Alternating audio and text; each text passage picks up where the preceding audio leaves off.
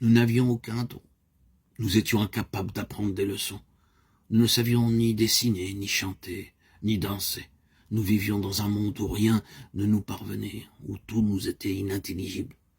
Nous savions que dès le début, tout avait été manqué, et nous savions également que nous ne ferons rien pour y remédier.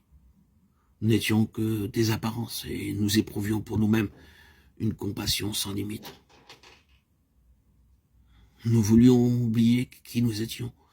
Nous nous enfermions dans les pièces, nous tirions les rideaux sur le jour, nous nous étendions sur les lits, nous nous demandions en quelle partie de nous-mêmes nous pourrions trouver le courage de mourir.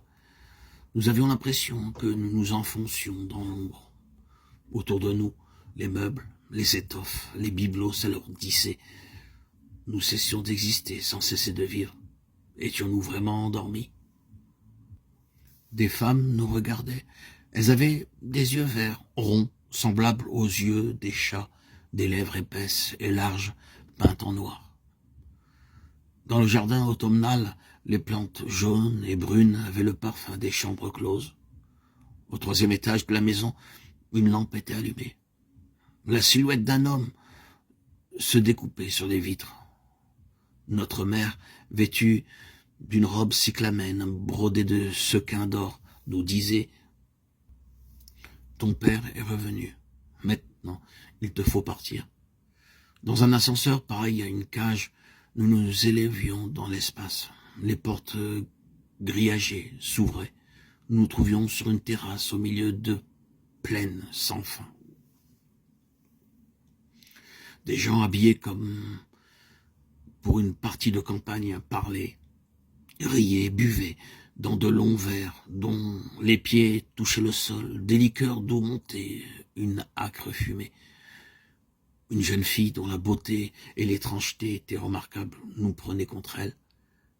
Elle baisait nos bouches, nous étions sans mémoire. Nous nous mettions à genoux devant un homme que nous savions connaître sans cependant nous rappeler qui il était. Il se tenait dans un haut fauteuil de bois recouvert de peau de bête. Nous lui demandions joyeusement comment il se portait, et nous nous apercevions qu'il n'avait plus de jambes.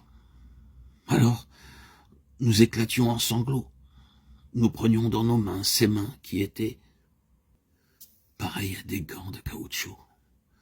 Nous les couvrions de pleurs en disant « Souviens-toi, quand nous étions enfants, nous courions sur les routes, nous allions au fond des forêts, nous traversions les mares sur des arbres abattus. Dans la maison, il n'y avait que des placards remplis de petites boules de papier. Les portes ouvertes, elles déferlaient sur nous, roulaient, envahissaient la maison comme une marée. La maison craquait de toutes parts.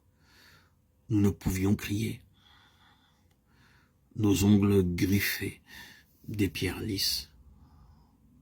Nous étions recouverts de terre et d'herbe.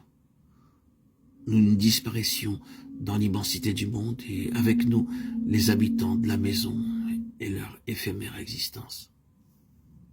Étions-nous vraiment endormis?